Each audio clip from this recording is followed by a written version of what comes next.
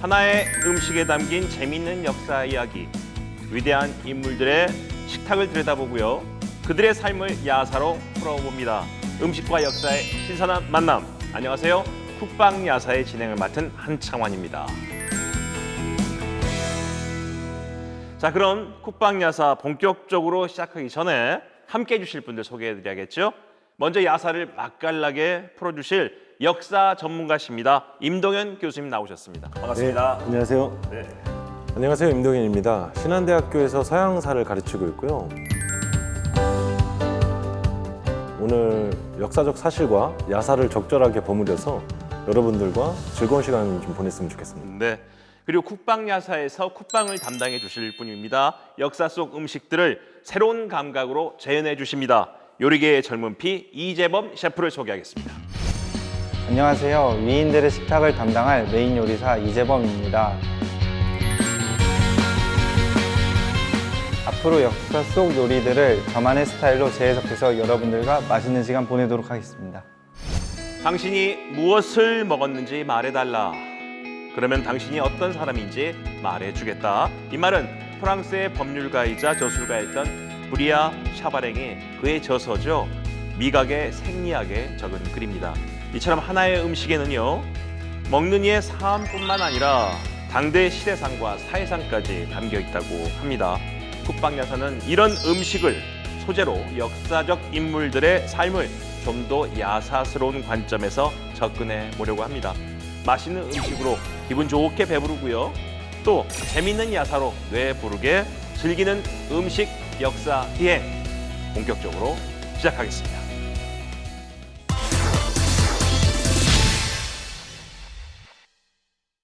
자, 오늘 만나볼 주인공 먼저 소개해 볼 텐데요. 임 교수님, 어떤 인물인지 힌트 좀 주시겠습니까? 예, 아마 전 세계에서 이 사람을 모르는 분은 거의 안 계실 것 같고요. 키워드를 좀 드리자면 전쟁 영웅입니다. 네, 전쟁 영웅. 그리고 모자. 모자. 이 사람이 쓰던 모자가 경매에서 고가에 낙찰된 적이 있습니다.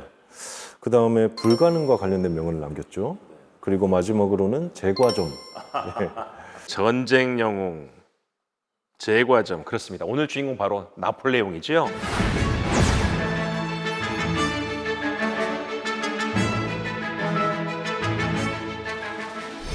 자, 임 교수님께서 말한 대로 전 세계인이 다 아는 프랑스 영웅입니다. 그래도 교수님께서 좀 간단하게 소개를 좀 해주시죠. 그 이탈리아계 프랑스인이고요. 프랑스에서 변두리였던 코르시카 섬 출신입니다. 군사적 재능이 굉장히 탁월했던 사람 같고, 이 군사적 재능으로 1789년 프랑스 혁명이 일어나죠. 그 이후에 정치적 혼란을 굉장히 성공적으로 수습을 합니다. 그리고 1799년에는 쿠데타로 통영 정부를 성립시키고요. 이후에 1804년에는 스스로 황제 자리에 오르게 됩니다. 네. 저도 초등학교 때 읽었던 위인전 중에서 제일 제가 응원했던 인물 중에 한 사람입니다. 예. 벌써 나폴레옹이 1821년에 서거했으니까 벌써 200년이 지났네요. 그래도 여전히 프랑스를 대표하는 인물로 손꼽히고 있다. 그 이유가 어디에 있다고 생각하십니까? 이유가 좀 여러 가지가 있을 것 같은데요. 먼저 나폴레옹 사후에 전 세계에서 나폴레옹을 주제로 하는 책이 상당수가 출판되는데요. 약 그 수가 8만 5천 권 정도 이르는 것으로 추정되고 있습니다. 그러니까 한 인물에 대해서 이렇게 많은 책이 출판되는 사례가 거의 없죠. 그래서 그만큼 나폴레옹이 다양한 시각에서 좀 연구의 가치가 있다라는 사실을 방증하는 것이기도 하고, 또 다른 한편으로는 오늘날 전 세계인들 가운데 상당수가 나폴레옹을 흠모와 동경의 대상으로 바라보고 있다라는 걸 보여주기도 하는 것 같은데요. 여러 가지 역사적 퇴행 때문에 부정적으로 평가하는 사람도 많습니다만은 그래도 프랑스 역사에서는 최고의 영웅이 아니었나. 자, 우리 프로그램이 쿡방야사인 것만큼 음식 얘기를 빼놓을 수는 없는데 황제, 전쟁 영웅, 역시 식사도 좀 화려하지 않았을까 이런 생각이 들거든요. 나폴레옹이 좋아하는 음식이 뭐죠? 네, 말씀하신 대로 이제 나폴레옹이 당대 유럽에서 최고의 권력자였지 않습니까? 그래서 식사도 굉장히 화려했을 거라는 생각이 들게 되는데, 근데 실제로는 굉장히 간소한 음식들을 즐겼다고 전해집니다.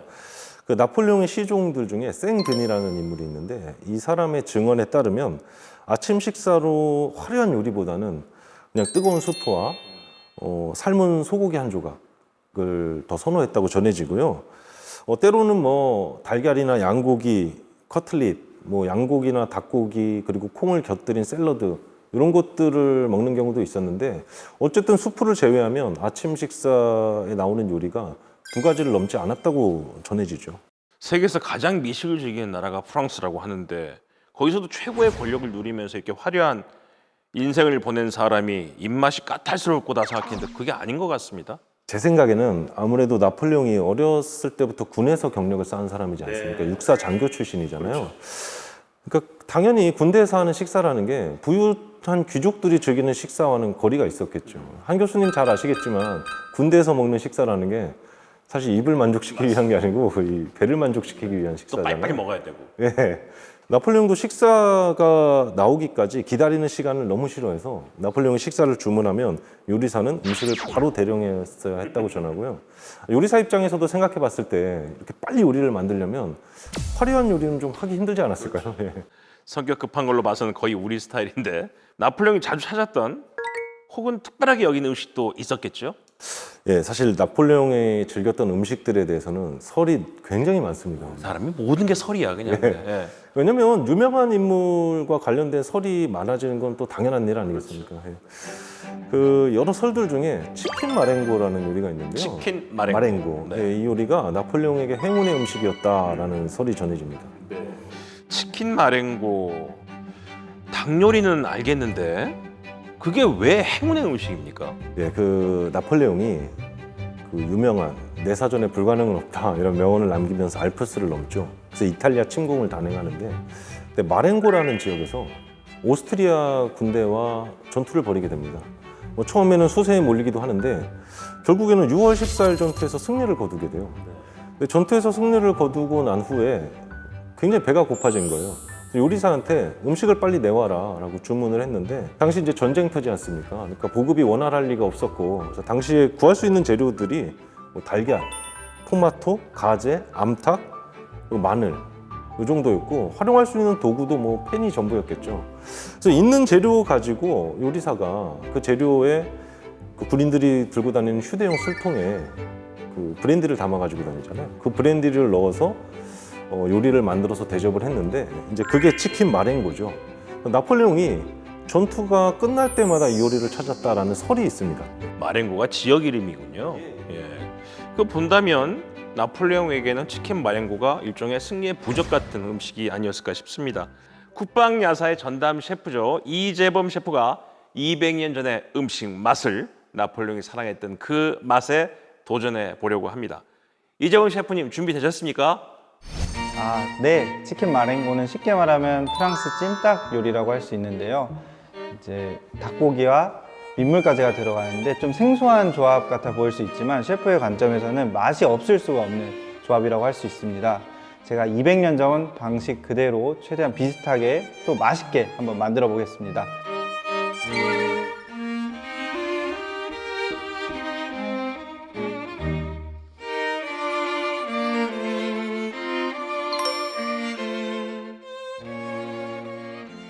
전쟁 중에 만든 요리라는 점을 착안해서 이제 한 팬으로만 조리하는 원팬 조리 기법을 사용할 것인데요.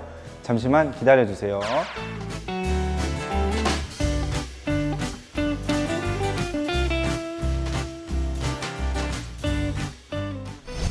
근데 사실 아까 교수님께서 이 요리 얘기만 했을 때는 별로 먹고 싶은 생각이 안 들었거든요. 뭐 지역 이름인가 보다 했는데 이재범 셰프가 소개한 걸 보니까 벌써 침이 고입니다. 자, 그럼 치킨 마랭고의 맛은 조금 이따가 알아보도록 하고요. 계속해서 나폴레옹과 관련된 음식에 대한 야사들을 이야기해 보도록 하겠습니다. 나폴레옹 때문에 생겨난 요리도 있다고 들었습니다. 어떤 겁니까? 예, 뭐 여러 설들이 많은데요. 뭐 가장 대표적인 것으로 이 음식을 좀 들 수 있을 것 같은데요. 화면으로 좀 만나보시죠. 이거 오믈렛 아닙니까? 저도 호텔 가서 조식에 항상 이거 많이 먹는데. 예, 오믈렛 맞습니다. 사실 달걀을 풀어서 만드는 요리잖아요. 이런 형태의 요리가 이미 고대 로마 시기부터 있었는데요. 그래서 오믈렛 자체를 나폴레옹이 만들었다, 뭐 이런 것은 아니고요. 전통적으로 프랑스에서는 행사장에서 대형 오믈렛을 만들어서 나눠 먹는 풍습이 있습니다. 이 풍습이 나폴레옹으로부터 유래되었다, 뭐 이런 설이 있죠. 그 오믈렛도 말입니다. 치킨 마랭고처럼 승리의 부적 같은 그런 음식입니까? 예, 승리의 부적이라기보다는 단합의 상징인데요. 19세기 초에 프랑스 남부를 군대와 함께 행군하다가 나폴레옹이 베시에르라는 마을에 묵게 되는데 나폴레옹이 묵었던 여관 주인이 오믈렛을 대접합니다. 근데 나폴레옹이 오믈렛을 먹었는데 맛이 너무 좋았다고 그러죠. 그래서 병사들도 이 오믈렛을 먹게 하기 위해서 마을에 있는 달걀을 다 징발해가지고 대용 오믈렛을 만들어서 병사들과 나눠 먹었다라는 진위를 알 수 없는 설이 하나 전해집니다. 예. 일단 그 사실만 들어보면 정말 멋진 상관이 아니었나 싶은 생각이 드는데 맛있는 거 나눠 먹을 줄도 알고요. 그 설에 따르면 그렇죠. 근데 이제 현실은 조금 달랐던 것 같고요. 나폴레옹이 군대를 운영할 때 가장 중요하게 생각했던 것이 기동력입니다. 맞습니다. 그래서 빨리 이동하려면 기동력을 높이기 위해서 상당히 애를 썼는데 군대가 빨리 이동하려면 아무래도 보급이 간소화돼야 되겠죠. 그래서 당연히 식량이 항상 부족한 상태였을 거고요. 그래서 병사들은 언제나 좀 굶주린 상태였겠죠. 심지어는 텐트도 안 들고 다니고요. 그냥 노천에서 나뭇가지 덮고 자고 이런 일도 있었으니까요. 네, 제가 멋지고 좋은 상관이라고 얘기한 거 취소하도록 하겠습니다. 병사들이 정말 배고프고 춥고 문제가 많았을 것 같네요. 그래서 나폴레옹이 사실 이런 고민을 해결하기 위해서 만든 게 한 가지 더 있는데요. 네. 바로 이것입니다. 통조림 아닙니까? 아니, 저것도 나폴레옹이 만들었다고요? 예, 이거는 역사적 사실인데요. 나폴레옹이 통조림을 직접 만든 것은 아니지만 통조림이 탄생하는 데 큰 공을 세웠던 것은 맞습니다. 나폴레옹은 휴대하기 편하고 그리고 장기간 보관할 수 있는 식품 보존 기술 개발에 거액의 현상금을 걸었고 당시에 파리의 제과업자였던 니콜라 아베르라는 인물이 이 통조림의 원조가 되는 병조림을 개발합니다. 그래서 이 현상금을 타게 되죠. 당시의 병조림은 생선을 끓여서 병에 넣고 코르크로 밀봉한 다음에 다시 병을 가열하는 방식으로 만들었는데요. 어쨌든 그러니까 통조림은 처음에 전투식량으로 탄생하게 된 것이죠. 200년 전에도 공모를 진행했다. 대단히 놀랍습니다. 오늘 메인 요리가 치킨 마련고고 또 오믈렛, 통조림 모두 이 나폴레옹의 급한 성격을 다 검증해 주는 것들이 아닌가 싶습니다. 예, 세 가지 음식이 갖는 공통점이 전부 다 전투식량이라는 것이죠. 전쟁과 연관된 음식이라는 점인데요. 그 말씀하신 오믈렛이나 치킨 마렌고 같은 경우는 군에서 체계적으로 준비한 보급품으로 만든 요리가 아니지 않습니까? 현지 조달할 수 있는 음식으로 만든 요리고 그 다음에 병조림 역시 현장에서 급하게 먹을 수 있는 음식이라는 공통점이 있겠죠. 계속해서 우리가 비록 전쟁왕이었지만 사생활은 로맨티스트였던 나폴레옹에 대해서 알아보도록 하겠습니다. 그 전에 지금 벌써부터 맛있는 냄새가 이 스튜디오에 가득합니다. 자, 요리가 어느 정도 진행됐는지 한번 알아보죠. 이재볼 셰프님, 치킨 마렌고 잘 만들어지고 있습니까? 네, 지금 재료는 다 볶았고요. 이제 와인 붓고 푹 끓이기만 하면 됩니다.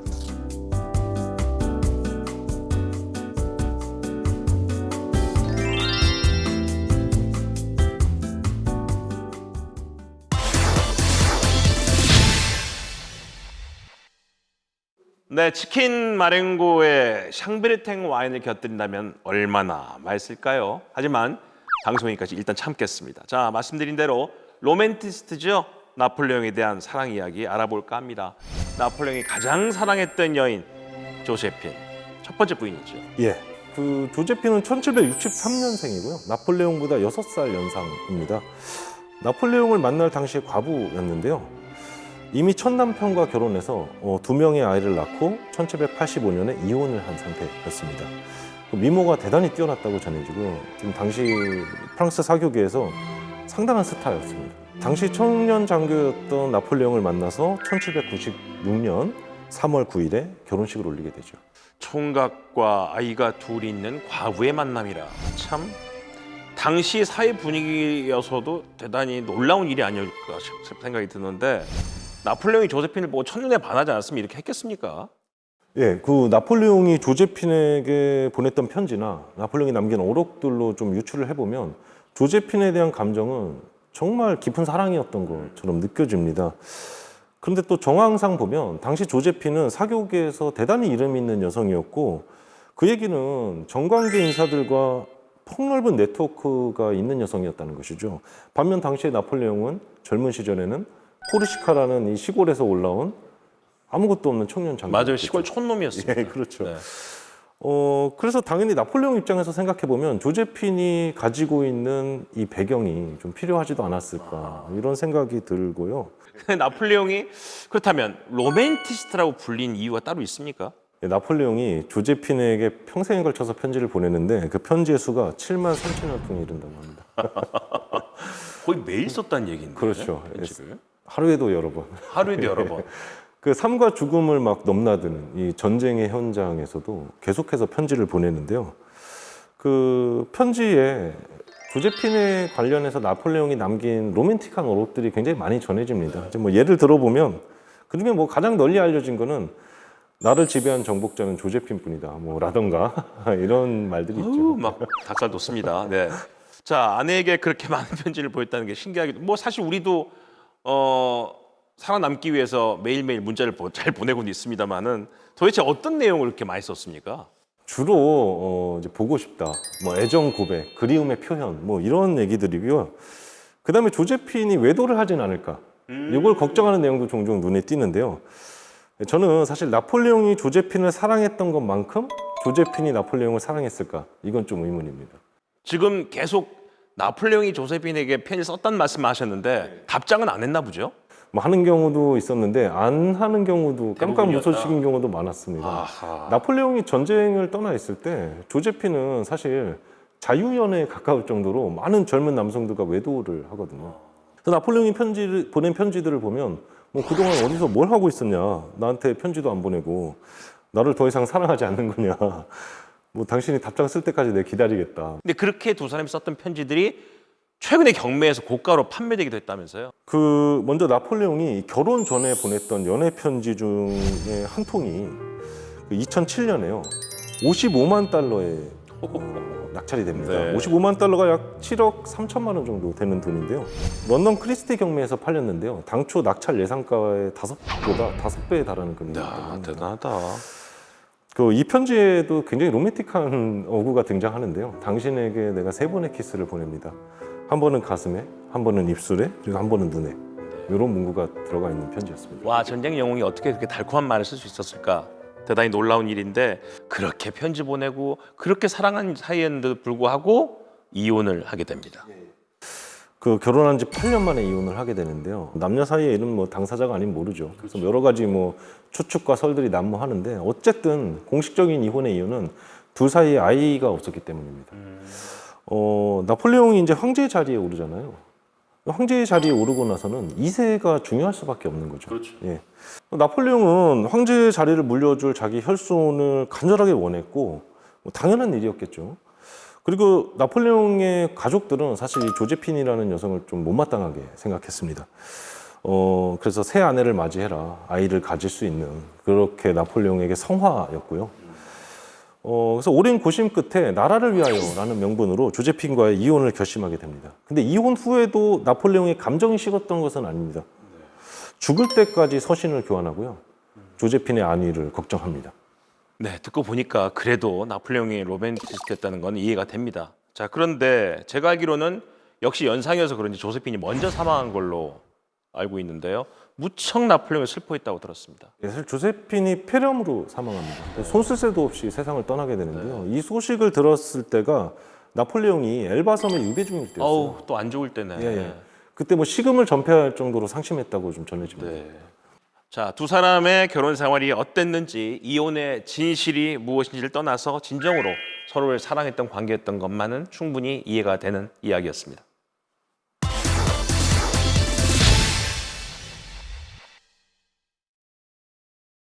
네, 계속해서 이번에는 나폴레옹에 대한 오해와 진실에 대해서 이야기해 보도록 하겠습니다. 나폴레옹이야말로 워낙 역사적으로 중요한 인물이다 보니까 여러분도 함께 듣고 계시지만 여러저러 썰이 많습니다. 그중에서 대표적인 썰에 대해서 이번에는요, 팩트 체크를 한번 해보도록 하겠습니다. 교수님, 가장 먼저 체크할 오해가 뭡니까? 예, 먼저 이 그림부터 좀 보시죠. 나폴레옹 초상화 중에서 가장 유명한 작품이 저 초등학교 때부터 정말 많이 봤던 그림인데, 근데 이 그림이 왜죠? 예, 말씀하신 대로 나폴레옹 하면 떠오르는 초상화인데요. 이 작품을 보시면 나폴레옹이 상당히 이상화된 모습이죠. 이목구비가 굉장히 조각같이 묘사되어 있고 백마에 탄 채 병자들을 격려하는 모습이 아주 위험에 넘칩니다. 근데 사실 이 초상화 속의 나폴레옹의 모습이 현실의 모습과 같았을까요? 좀 거리가 있었는데요. 이 작품의 배경이 알프스인데요. 사실 알프스는 굉장히 말로는 넘기 힘든 지역이었고, 그래서 말에 비해서 지구력이 강한 노새를 이용해서 알프스를 넘었는데요. 나폴레옹은 실제로는 자기 안전을 위해서 병사들이 먼저 길을 지나가고 그 뒤에 병사들이 지나간 길을 지리에 밝은 현지의 농부가 이끄는 노새를 타고 넘었다고 전해지죠. 사실 그래서 실제 모습은 아마 이 그림에 가까웠을 겁니다. 완전 다르네. 예, 네. 그 프랑스 화가였던 폴 들라로슈가 그렸던 알프스를 건너는 보나파르트라는 제목의 그림입니다. 이 그림을 주문한 사람은 영국 귀족 출신의 정치가였던 아서 조지인데요. 이 아서 조지는 들라로슈에게 나폴레옹의 모습을 가능한 좀 사실적으로 묘사해달라고 주문을 했고, 그래서 그림을 보시면 이 수북히 쌓인 눈길을 헤치는 노새의 발걸음이 굉장히 무거운 것 같이 느껴지죠. 그리고 두꺼운 외투를 입고 있는데 그 사이로 막 파고드는 추위와 칼바람이 관람자들에게 생생하게 좀 전달됩니다. 그렇게 보입니다, 진짜. 예, 그 나폴레옹의 표정도 보시면 굉장히 어둡고 지쳐 보이지 않나요? 네, 네. 이 그림하고 보니까 앞선 그림은 거의 완벽한 상상화다 이런 생각이 드는데, 자 이제 마지막으로 체크해볼 오해가 어떤 겁니까? 마지막으로 좀 나눠볼 얘기는 여전히 논란이 끊이지 않고 있는 나폴레옹의 사망 원인에 관련된 그렇습니다. 얘기입니다. 그렇습니다. 솔직히 공식적인 사망 원인이 뭔가요? 예. 나폴레옹이 사망한 것이 1821년 5월 5일, 그의 나이 52세였을 때인데요. 사망 장소는 세인트헬레나 섬이었고요. 지금까지 알려진 공식 원인은 위암이었습니다. 위암. 근데 최근에 독살되었다라는 견해가 제기되고 있어서 논란이 끊이지 않고 있습니다. 뭐 히틀러도 그렇고요. 정치가의 죽음에는 항상 음모론이 동반되기 마련입니다. 근데 위암이란 건 부검을 통해서 확실히 검증된 이야기인가요? 예, 당시 시신을 부검했던 영국 군의관들이 내렸던 사인이 위암이었습니다. 네. 이 그림을 보시면 위암 때문에 사망했다는 견해에 힘을 실어주는데요. 그림을 한번 같이 보실까요? 네. 그럼 저 두 그림이 다 나폴레옹이 죽기 직전 그림 맞습니까? 예, 맞습니다. 먼저 들라로슈의 퐁텐블로의 나폴레옹 보나파르트라는 그림을 보시면 나폴레옹의 배가 불룩 남아 있는 모습을 확인하실 수 있죠. 그런데 임종 직전의 모습을 그린 베른의 임종을 맞는 나폴레옹이라는 그림을 보시면 앙상하게 말라 있습니다. 그래서 일반적으로 위암이 체중 감소, 그리고 식욕 부진, 그리고 지방이나 근육의 쇠퇴 이런 증상들을 동반한다고 알려져 있는데요. 그래서 이 그림을 토대로 몇몇 전문가들이 나폴레옹은 위암으로 사망한 것이 확실하다, 뭐 이렇게 주장을 하고 있습니다. 네. 그런데 어쩌다가 독살설까지 나오게 된 겁니까? 1840년에 나폴레옹의 시신을 프랑스로 이장해 오게 되는데요. 그때 나폴레옹의 머리카락에서 비소 성분이 검출이 됩니다. 네. 그래서 독살설이 막 부각되기 시작했고요. 그 뒤로 논쟁이 사실 끊이지 않았습니다. 최근에 2001년에는 프랑스의 범죄학 전문가가 나폴레옹의 머리에 함유된 이 비소의 양이 현대인의 머리에 함유된 것보다 40배나 많다. 그렇기 때문에 이건 독살된 것이다 라는 주장을 제기를 했습니다. 근데 이런 의학적 근거가요, 나폴레옹이 다시 프랑스를 통치하는 것을 두려워했던 이 세력이 나폴레옹을 독살했다, 이런 추측과 연결되고 있죠, 오늘날에. 그래서 더 사람들이 믿을 수 있는 사건이 되고 있다. 현대 과학으로 밝혀낸 사실이라면 꽤 근거도 있을 것 같은 생각도 드네요. 사실 연구진이 사용했던 나폴레옹의 머리카락 샘플은요, 1770년에 채취했던 머리카락이 있고요. 그다음에 1814년 엘바 섬의 유배 당시, 그리고 세인트 헬레나 섬에서 죽은 날과 그 다음 날 채취한 것입니다. 연구진은 또 나폴레옹뿐만 아니라요, 나폴레옹의 아들과 그 첫 번째 부인이었던 조제핀의 머리카락도 함께 분석을 했는데요. 그리고 현대인들의 머리카락도 비교 분석을 시도했습니다. 근데 이 머리카락에 함유된 비소의 양이 현대인보다 굉장히 많다는 점을 확인하죠. 조선시대 왕들도 독살됐다는 그 얘기가 되게 많잖아요. 아마 나폴레옹도 평생 독살에 대해서 되게 공포를 느꼈다고 전해지고 있죠. 예, 그래서 나폴레옹이 실제로 주위 측근들한테요, 자기가 죽게 되면은 반드시 사인을 밝혀달라라는 당부를 평소에도 좀 했다고 전하는데요. 그런 걸 보면 언제나 그 독살에 대한 위험에서 자유롭지 못했다, 좀 이런 생각도 들고요. 지금이라도 확실한 원인을 밝혀내기 위해서 나폴레옹 시신을 해부한다거나 이런 생각들은 없을까요? 나폴레옹의 시신이 지금 이장되어서 파리에 매장되어 있는데요. 정부 당국에서 이 요구들을 거부했죠. 그 정확한 사인을 밝히기 위해 해부를 하자라는 요구를 거부를 했습니다. 왜냐하면 이게 영국과 프랑스 간에 눈에 보이지 않는 외교적 마찰로 번질 수도 있고요. 나폴레옹이 프랑스의 국가적 영웅이니까요. 영국에서 이 영웅을 살해했다는 것이 만약에 밝혀졌을 경우에 갖게 될 정치적 부담, 그러네요. 좀 이런 것들이 걱정됐을 수도 있겠죠.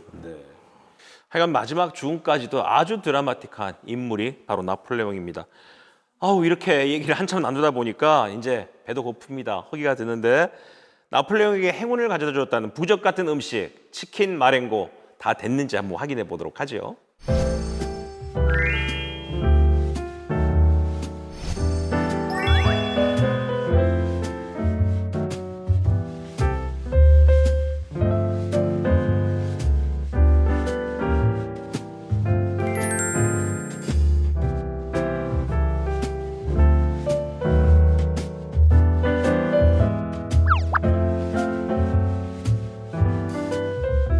치킨 마렌고가 사실은 전장에서 먹던 음식이라고 하는데 우리 꼭 먹는 닭볶음탕하고 맛이 비슷하네요. 그렇죠? 예, 전장에서 급하게 만들어서 먹었다기는 좀 호사스러운 음식 같기도 하고요. 그 가재가 가지고 있는 시원한 맛이 그 닭볶음탕에 우리가 느끼는 약간은 무거운 맛을 잘 배합해서 맛있게 만들어준 게 아닌가 싶은 생각도 듭니다. 아니, 이 프로그램 나오니까 저 역사 얘기도 하고 셰프님이 요리하신 음식도 시식할 수 있어서 너무 좋은데요. 사실 음식을 먹는다는 문화는 우리의 삶과 너무 직결되기 때문에 그 당시의 요리를 우리 다시 한번 먹어본다는 것도 그 당시 그런 문화와 그런 느낌을 공유한다는 거에 의미가 있지 않나 그런 생각도 듭니다.